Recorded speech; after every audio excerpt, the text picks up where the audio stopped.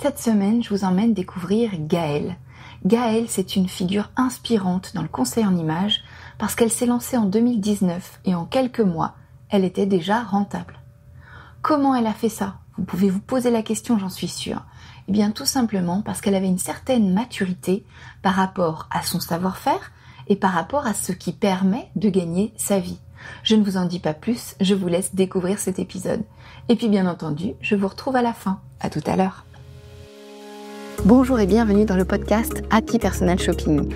Je suis Maïté Despréaux, bulle de mode, mentor business spécialisée dans l'accompagnement des conseillères en images et personal shoppers débutantes. Forte de plus de 15 ans d'expérience comme personal shopper, j'ai le plaisir de vous guider pour vous lancer dans cette activité passion. Dans ce podcast, nous aborderons 4 grandes thématiques pour vous aider à démarrer et à exercer sereinement. Première, la stratégie et l'organisation. Des conseils pratiques pour développer votre activité tout en préservant du temps pour vous. Deuxième, l'état d'esprit entrepreneurial.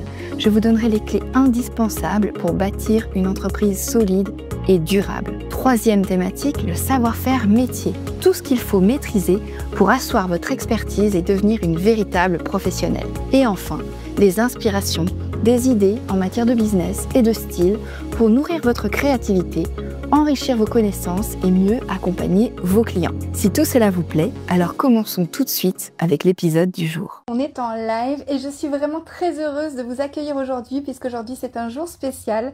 C'est pile les 15 ans de Bulle de Mode. Donc vraiment, pour moi, c'est un honneur d'être avec vous aujourd'hui et je voulais commencer déjà par vous remercier parce que c'est aussi grâce à vous que je suis là. Donc vraiment, je suis très contente de vous accueillir aujourd'hui. Aujourd'hui, comme tous les vendredis, un live, une interview en direct, un parcours inspirant, celui de Gaëlle. Merci d'être là. Bonjour à toi. Je suis ravie de t'accueillir aujourd'hui, Gaëlle. Merci encore d'avoir accepté l'invitation. Je ne vais pas trop en dire sur toi parce que, comme tu le sais, il y a 3 questions. Et la première, c'est justement qui es-tu? Quel est ton parcours? Donc, comme vous le savez, l'idée, c'est vraiment de découvrir les coulisses du conseil en images parce que c'est un milieu qui fait envie à beaucoup de femmes, mais qui est très opaque, dont on parle très peu. Et ça, je crois qu'on en était d'accord, hein, Gaëlle, quand on a discuté ensemble. Ouais. C'est vraiment trop dommage. Et donc, d'où l'idée d'avoir tes lives pour rencontrer des personnalités, pour aussi découvrir d'autres facettes du métier, parce qu'il n'y a pas que la forme classique, entre guillemets, le relooking qu'on voit à la télé. Il y a plein de façons d'exercer le conseil en images. Et donc, tous les portraits qu'on voit ensemble les vendredis, c'est aussi des facettes de ce métier. Voilà, donc on va pouvoir commencer. Et comme je le disais aussi aux personnes qui ne connaissent pas, j'ai toujours 3 questions, les 3 mêmes questions que vous allez pouvoir retrouver donc dans tous les lives. Donc Gaëlle, c'est à toi. Est-ce que tu peux nous dire, s'il te plaît, qui tu es? Donc, je suis Gaëlle, je suis conseillère en images et personal shopper depuis janvier 2019, donc ça fait bientôt 6 ans, ça passe assez vite. Voilà, c'est mon unique activité. Donc moi, j'accompagne principalement des femmes qui sont en manque de confiance, qui ont surtout aussi envie de redéfinir un petit peu leur image et de se composer des garde-robes capsules adaptées à ce qu'elles souhaitent et à tous les domaines de leur vie, que ce soit pro ou perso. J'interviens aussi pour des entreprises, pour des divers projets autour du conseil en images. Et j'ai créé depuis bientôt 2 ans mon académie de formation business pour aider les conseillers en images à développer leur activité et à leur donner toutes les clés pour qu'elles aussi, elles puissent en vivre confortablement, comme c'est le cas pour moi depuis bientôt 6 ans. Voilà. Super. Et alors, tu nous as dit ce que tu faisais, donc c'est un peu plus la deuxième question, mais est-ce que tu peux nous dire d'où tu viens et est-ce que finalement, le conseil en images, c'était ton premier métier? Enfin, voilà, comment est-ce que tu es venue à ce métier? Alors, comment je suis venue au conseil en images? Donc, en fait, moi, j'ai pas fait vraiment d'études supérieures. J'ai mon bac, j'ai testé un petit peu la fac, c'est pas trop fait pour moi. J'ai fait une année de prépa en art appliqué, mais j'ai pas trouvé d'alternance. Je voulais faire une alternance dans la com visuelle. C'était assez compliqué le côté alternance à l'époque. Et du coup, je me suis très vite retrouvée dans le monde du travail et principalement dans la vente de prêt-à-porter haut de gamme. Moi, j'ai toujours été passionnée par la mode depuis toute petite. Je me souviens encore que je faisais des dessins de mode, je fabriquais des robes pour mes poupées. Enfin, j'ai toujours aimé ce côté-là, ça me faisait beaucoup rêver. Donc, je disais toujours que je voulais travailler dans la mode, mais je ne savais pas vraiment, parce que c'est assez vaste finalement, par quel biais prendre tout ça. Et puis, je suis arrivée dans la vente. J'ai découvert le conseil. J'ai fait pas mal d'années chez Éric Bompard.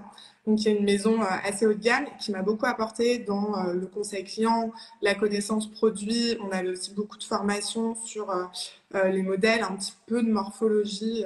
Je mets des guillemets parce que c'était pas comme ce qu'on voit nous en conseil en image.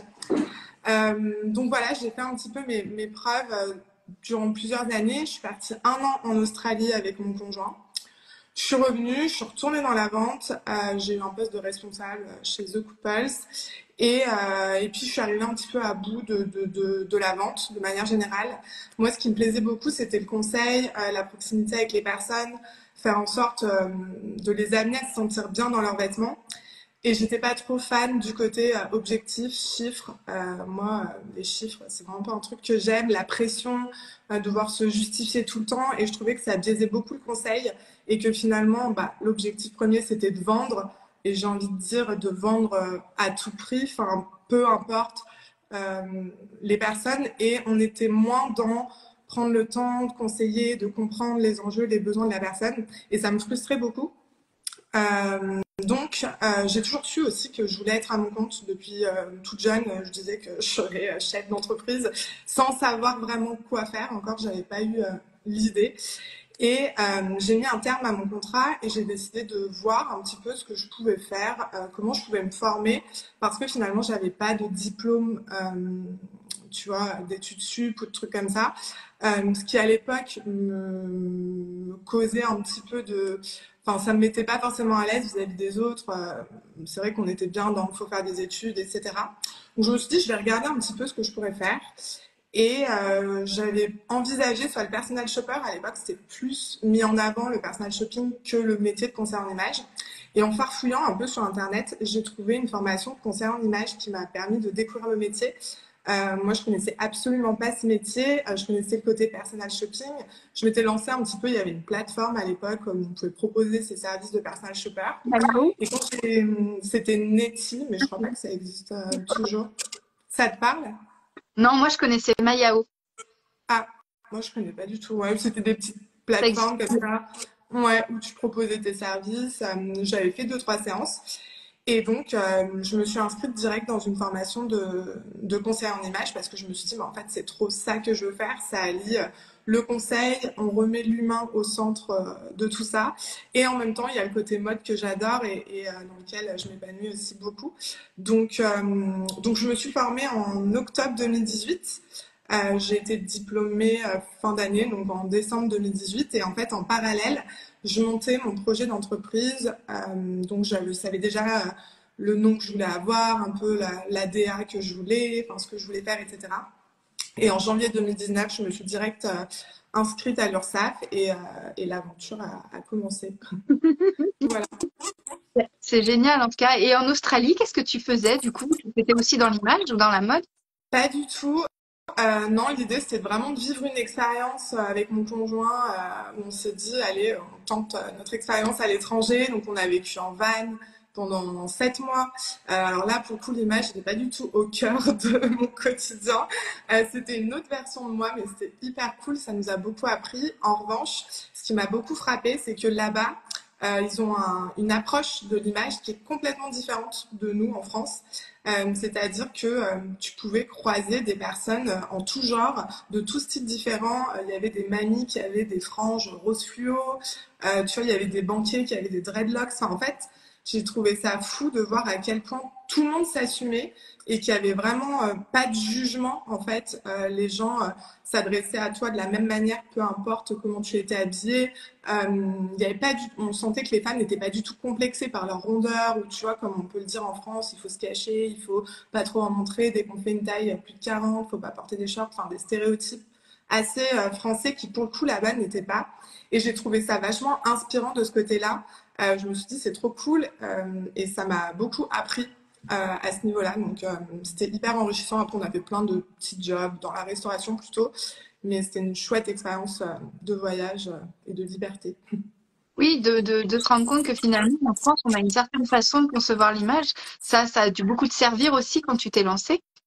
C'est ça, ouais. Je me suis dit, moi, j'ai pas envie, et c'est quelque chose qui est au cœur de mes accompagnements, je veux pas mettre les gens dans des cases.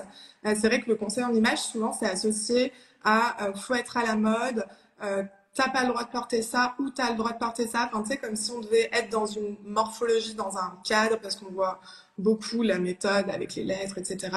Moi, je sais que j'utilise beaucoup de méthodes qui me permettent de faire du sur-mesure et de composer entre la valorisation, les objectifs, les envies et de faire un petit pêle-mêle de tout ça. Et justement, par rapport à l'Australie, c'est ça que j'en ai ressorti, c'est que là-bas, tu pouvais pas mettre les gens dans des cases, c'était impossible. Les gens, ils avaient trois tafs différents, ils surfaient le matin et après, ils avaient des jobs beaucoup plus stricts. Enfin, tu vois, c'était en fait, c'était la porte ouverte à tout, quoi. Il y avait vraiment pas ce truc comme nous, on peut avoir en France un peu vieille mentalité de ça doit être comme ça et pas autrement. Donc, ouais. Et du coup, entre le moment où tu t'es lancée, donc il y a bientôt 6 ans, on fêtera ton anniversaire en janvier.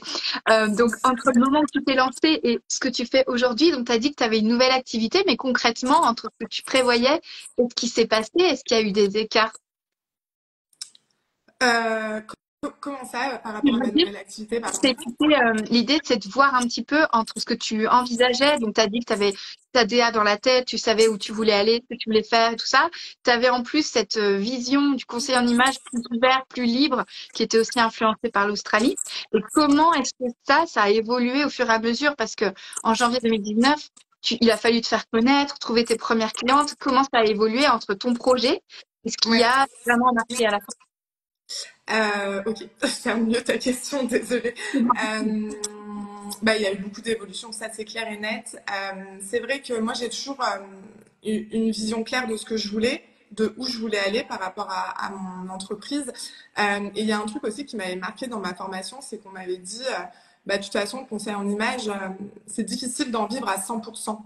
Et moi, je suis plutôt du genre, tu me dis ça et je vais me dire, ok, bah moi, je vais te montrer que c'est possible et je vais prouver qu'en fait, pas du tout. C'est vrai que c'est un nouveau métier, donc on est encore dans les débuts, même, je dirais, tu vois, même si ça commence à prendre un peu plus, mais il n'y a pas autant de conseillers en image que de coiffeurs, par exemple.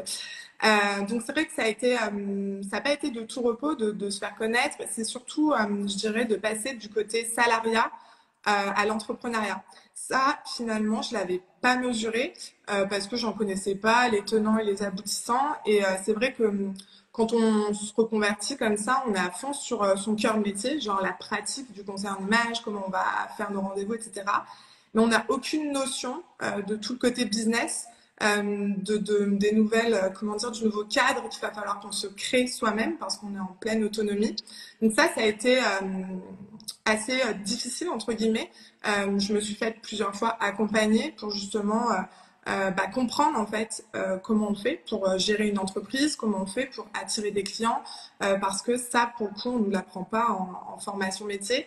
Et en fait finalement c'est 50% du job quoi. Si tu sais pas te vendre, si tu sais pas trouver des clients, bah c'est sûr que ça va être plus difficile. Tu pourras être la meilleure conseillère en image du monde avec la meilleure volonté, ce sera pas possible. Donc j'ai évolué comme ça. Moi j'ai un côté assez autonome, c'est-à-dire que j'observe beaucoup. Je suis un peu autodidacte, donc je me suis beaucoup enrichie moi-même, mais je me suis aussi faite accompagner pour justement construire mieux mes offres, vraiment prendre en compte le côté business. Si je veux faire de l'argent grâce à mon métier, il y a aussi certaines choses que je vais devoir mettre en place, certaines compétences que je vais devoir développer. Et ça, je dirais que c'est sûr qu'aujourd'hui, bientôt 6 ans après, je suis complètement différente de quand je me suis lancée. Mais en fait, je pense que le chemin ne s'arrête jamais. Tu vois, on se forme au quotidien, on évolue au quotidien avec notre temps, avec tous les nouveaux outils, justement. Donc, ouais, ça n'a pas été simple, les débuts. C'est vrai que quand on se lance, ben, en fait, on a tout à construire. On est un peu dans la peur du manque, de ne pas avoir de clients, on se pose plein de questions. On est un peu seul face à nous-mêmes, quoi. Mais du coup, petit à petit, je pense que j'ai réussi à poser des briques. Et j'ai toujours gardé ma vision, c'est-à-dire que dès le début, je n'ai jamais accepté des choses qui ne collait pas à moi ou à ce que je voulais, même en termes d'image, de marque, tu vois. Moi, je suis axée un peu plus, j'aime le haut de gamme, comme j'ai baigné un peu là-dedans. Je veux proposer des prestations haut de gamme et si je dois faire des partenariats, des collaborations, il faut que ça colle aussi à ça. Donc, dès le départ, j'ai gardé cette ligne. J'ai pas tout accepté juste pour dire je suis dans l'action, je fais des trucs, mais je m'éparpille. Donc voilà, ça, je pense que ça m'a beaucoup aidé aussi à évoluer. Ouais, super intéressant. Du coup, tu as appris aussi deux métiers finalement. Tu as appris le métier d'entrepreneur et le métier de conseillère en image. Ouais, exactement. Bah, de toute façon, je pense que l'un va pas sans l'autre, mais c'est exactement ça. C'est apprendre le métier d'entrepreneur parce que ça pourrait être, ouais, c'est un métier à part entière, quoi. Oui, c'est vrai. Et quand tu regardes conseillère en image, on a ce côté paillette, mais on n'a pas le côté administratif qui va avec, qui est en dessous et qui est en top, sans lequel effectivement rien ne fonctionne. Ok. Ouais, c'est ça. Et puis les gens associent ce métier, je trouve, à un truc un peu futile, tu vois. Genre, ah, t'es conseiller en image, tu fais du shopping avec tes clients. Ou dès qu'en fait on parle de mode, ça a ce côté superficiel. Et en fait, pour développer une entreprise, quel que soit le domaine, il faut maîtriser des stratégies de marketing, de communication, de business model, etc. Et c'est ça qui va faire la force ensuite de pouvoir réaliser sa vision, justement. Ouais. Ouais, c'est ça qui fait que ben, soit tu gagnes ta vie, soit tu gagnes pas ta vie, justement, en étant conseiller en image et en faisant le métier que tu aimes, en fait. Ouais, complètement. Super inspirant, en tout cas. Merci pour tes lumières et pour ta prise de conscience.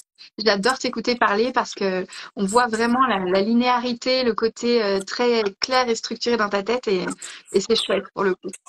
Merci. Et du coup, on a une troisième question, c'est quels sont les outils que tu utilises au quotidien, sans lesquels tu ne peux pas exercer, tu vois. Bah, il y a plusieurs choses qui me permettent d'exercer dans les meilleures conditions. Alors, je suis une mauvaise communicante parce que j'ai créé mon outil qui est le Book Image, qui est un support que j'utilise maintenant au quotidien pour accompagner mes clientes, que je n'ai pas à côté de moi sur mon bureau parce que je me suis mal préparée. Donc, si vous voulez des infos, il faudra venir me voir. Mais en gros, si tu veux, avant je travaillais, j'avais créé des planches, une planche d'ailleurs, un peu dans cet esprit-là, pour illustrer mes propos parce que je m'étais rendu compte que les personnes, elles ont du mal à comprendre les termes. Enfin, c'est assez subjectif, les couleurs, les termes, les motifs. Tout le monde n'appelle pas ça de la même manière. Et donc, pour illustrer mes propos, j'avais créé ce système de planches et j'étais moins fan du côté planche. Je sais pas si toi, tu en utilises pour tes rendez-vous, mais je trouvais que c'était un peu le fouillis tout le temps. Tu étais avec ton client, il fallait rechercher dans tes planches, tu vois, ça glisse, machin. Et je me suis dit, mais moi, l'outil dont j'aurais besoin, sachant que tous mes rendez-vous, je les fais à Lyon principalement, donc j'habite plus à Lyon maintenant, donc ça me demande de me déplacer, prendre les transports, machin, de pas être trop chargée. Et j'ai décidé de tout recouper dans un book, en fait, et de recouper toutes les planches nécessaires, version book, illustrée, pour que ce soit plus facile pour moi de comprendre les besoins de mes clientes, mais aussi d'illustrer mes propos. Et donc ça, c'est un outil que j'ai créé là et que j'ai mis à disposition des conseillers en images récemment et qui m'aide au quotidien. Et vraiment, je me dis, mais comment j'ai fait pour passer tant de temps sans cet outil Il a tellement l'air ça me génial, ton outil. Ouais, non. L'autre jour, je trouvais ça extra parce qu'effectivement, on a toutes des outils de notre manière de s'organiser. Moi, j'utilise beaucoup le téléphone aujourd'hui, mais c'est vrai que le fait d'avoir un bouquin comme ça à présenter, c'est super. Ouais, c'est ça. Et puis, tu sais, moi, je prends beaucoup de temps à faire des bilans d'image avec mes clientes parce que c'est vraiment le cœur de la base, le début de mon accompagnement. Mon but, c'est vraiment de comprendre ma cliente pour que je puisse m'adapter à 100% à elle et pas que elle, je vienne la mettre justement dans une case. Et pour ça, chaque personne a des goûts différents, a des envies. Et pour moi, c'est la base de cerner qui est ta cliente, ce qu'elle veut, ses besoins, ce qu'elle aime, etc. Et je pense que ça passe par l'illustration. Enfin, juste de se le dire comme ça, on peut louper des choses. C'est moins explicite pour la personne, etc. Tandis que quand tu as un vrai support compact que tu peux mettre dans ton sac, sur lequel tu as les motifs, les imprimés, parce que tu vois, par exemple, quand je te demande qu'est-ce que vous aimez comme motif, des fois, tu n'as pas tous les motifs en tête et ça te permet de vraiment cerner pour ensuite être plus juste dans tes conseils. Donc ça, c'est vraiment mon outil pratique indispensable pour moi. Et après, je dirais, bien sûr, je pourrais pas pratiquer mon métier sans mon ordinateur parce que tout ce qui est back-office, je le fais moi sur Notion. Je sais pas si tu connais ce site incroyable. Ouais, qui te permet d'organiser, de structurer toute ton entreprise. Donc, je travaille beaucoup avec Notion, avec Canva. Je dirais que ça, c'est les outils un peu principaux aussi que j'utilise en back-office. Ok. Tu vois autre chose? Non, Pinterest aussi. Pinterest, c'est un super levier pour travailler avec ses clientes. Moi, c'est un outil que j'utilise beaucoup aussi pour leur demander de faire des planches d'inspiration, pour moi-même leur faire des mood boards, etc. C'est une vraie mine d'or et c'est vrai que c'est vraiment un outil de recherche visuelle. Donc, c'est hyper pratique, je trouve, pour les conseils en images. Et bientôt, je vais investir dans un iPad aussi parce que ce sera plus pratique que l'ordi à déplacer pour noter tes questionnaires, etc. Donc, je dirais que s'il y avait un outil à avoir, ce serait un iPad avec Notion, Canva dessus, un agenda électronique et un book image pour le côté rendez-vous. Et ton book image, tu le fais aussi en version numérique, j'imagine. C'est une version numérique et en fait, après, je donne des conseils d'impression. Moi, je l'ai imprimé, je l'ai recoupé dans un classeur qui correspond pile au nombre de pages pour avoir quelque chose d'assez compact, facile à transporter et qualitatif surtout. Donc on peut l'avoir autant sur un iPad, sur un ordi, et c'est même bien d'avoir les deux, et en version papier. Mais ouais, je suis trop nulle. Je regarde dans mon sac, c'est très rare. Non, voilà. Je reviens de 5 jours de retraite, donc il faut que je le temps que mon cerveau se reconnecte. Je suis une mauvaise promo pour moi-même. T'as déconnecté, c'est cool. Donc oui, t'as fait une retraite, tu disais. Ça t'a apporté quoi la retraite par rapport à ton parcours d'entrepreneur? C'est une question bonus, pardon. C'est pas prévu celle-là. Mais ouais, c'est cool, hein, t'inquiète pas. J'apprécie beaucoup notre échange, donc c'est trop chouette Ouais. de divertir un peu. J'ai fait une retraite parce que moi, je me fais accompagner par une coach business, Laurie, qui est incroyable, et qui, dans le cadre de mon accompagnement, il y avait cette retraite de 5 jours. Donc, l'idée, en fait, c'est de se déconnecter, de se ressourcer et de faire un petit reset. Je pense que c'est ultra nécessaire quand on est entrepreneur, mais même de manière, enfin pour tout le monde en fait, clairement, parce qu'on coupe jamais vraiment de notre quotidien, encore plus quand on est à son compte, parce qu'on est tout le temps connecté sur notre téléphone, la com, les machins, les mails et tout. Et là, pendant 5 jours, bah, en gros, t'as rien à penser, à part aller faire du yoga, de la méditation, hammam, tu vois, lire des livres. T'as même pas besoin de réfléchir à ce que tu vas manger. Il y avait un chef qui nous a mangé et tout. Enfin, c'était genre une bulle dans le temps, tu vois. Ouais. Trop bien. Ah, c'est chouette. Et quand tu reviens, du coup, tu te sens lessivée, tu te sens reposée, comment tu te sens? Je me suis sentie reposée, très zen en fait. Mon cerveau a réussi à se mettre un peu en pause, chose qui est assez compliquée chez moi parce que j'ai toujours 20 000 idées à la minute et ça peut être un peu oppressant parfois. Donc ouais, ressourcer, envie de bien repartir pour cette fin d'année. Je pense que c'est pas mal de le faire en octobre avant le rush de la fin d'année qui est dans notre métier, je trouve une période les plus chargées hein, de septembre à décembre. Donc non, j'ai pu recharger mes batteries, je me sens bien et prête à mener mes projets à bien. Génial, super. Bah, écoute, trop bien, je te remercie beaucoup. Le contrat est rempli. Donc, si les personnes qui nous écoutent ont des questions, c'est le moment. Je vais regarder d'ailleurs s'il y en a eu. J'ai pas pensé à le dire au début, mais si vous avez des questions, c'est vraiment le moment. En attendant qu'il y ait des questions, en tout cas, moi, je te remercie beaucoup pour ta disponibilité, ta générosité aussi de partager tout ça avec nous. C'est vrai que, comme je le disais au tout début, et on était d'accord là-dessus, il y a un tel silence dans ce métier. Dans les autres métiers, tu ouvres n'importe quelle page internet, tu as des milliards de chiffres. Dans le nôtre, il n'y a rien. Et en l'occurrence, c'est un métier qui fait rêver. Et on a besoin aussi, pour avoir une projection et savoir où on va, de pouvoir s'appuyer sur des choses concrètes. Donc, en tout cas, moi, j'ai énormément apprécié notre échange. Merci beaucoup. Tu reviens quand tu veux. C'est trop bien. Donc, n'hésitez pas à aller voir le book image de Gaëlle. Moi, il me tente aussi. Je vais peut-être me l'offrir bientôt parce que je trouve ça intéressant aussi de voir comment les autres travaillent pour pouvoir enrichir sa pratique justement. Et c'est ça aussi que j'ai envie de faire avec ces lives. Donc, merci beaucoup. Je ne crois pas qu'il y ait de questions, Gaëlle. Donc, écoute. Non, ouais. Bah, merci à toi en tout cas. Je voulais te remercier pour ton invitation et te féliciter pour cette initiative, comme tu dis, d'échanger entre conseillers en images avec bienveillance, sans jugement, juste pour partager et mettre en lumière un petit peu plus notre métier. Du coup, c'est trop cool. Merci beaucoup. Merci à toi. Vraiment, ça m'a fait plaisir, surtout aujourd'hui, comme je disais, c'est les 15 ans de Bulle de Mode. C'est trop bien. C'est ouf, 15 ans. 15 ans, c'est... Je me dis non, mais j'y crois pas en fait. C'est trop cool. Merci beaucoup encore, Gaëlle. Je te dis à très bientôt. Bonne chance pour ta fin de 5e année. Et puis, on se retrouve peut-être au début de la 6e. Voilà, cet épisode est maintenant terminé. Et vous avez remarqué à quel point, quand Gaëlle s'exprime, elle est claire, elle est cohérente, à quel point elle a pris conscience de sa posture d'entrepreneur et à quel point cela lui permet d'avoir cette clarté, cette cohérence. Elle s'est fait accompagner. Et vous, où est-ce que vous en êtes de votre posture d'entrepreneur ? Vous le savez, c'est mon cheval de bataille. Et si vous avez du mal à réfléchir à votre offre, à structurer votre pensée et même votre action, alors écoutez bien ceci. Dans quelques semaines, le Challenge Odyssée revient. C'est un événement gratuit, exceptionnel et unique que j'ai entièrement repensé depuis sa dernière édition en avril dernier. Pour cette nouvelle édition d'automne, je vous proposerai un challenge entièrement repensé, avec encore plus de transformation, encore plus de valeur ajoutée. Bref, c'est un événement gratuit, en ligne, que vous ne pouvez pas manquer si vous voulez vraiment vivre de votre activité de conseillère en images, de personal shopper ou de styliste personnel.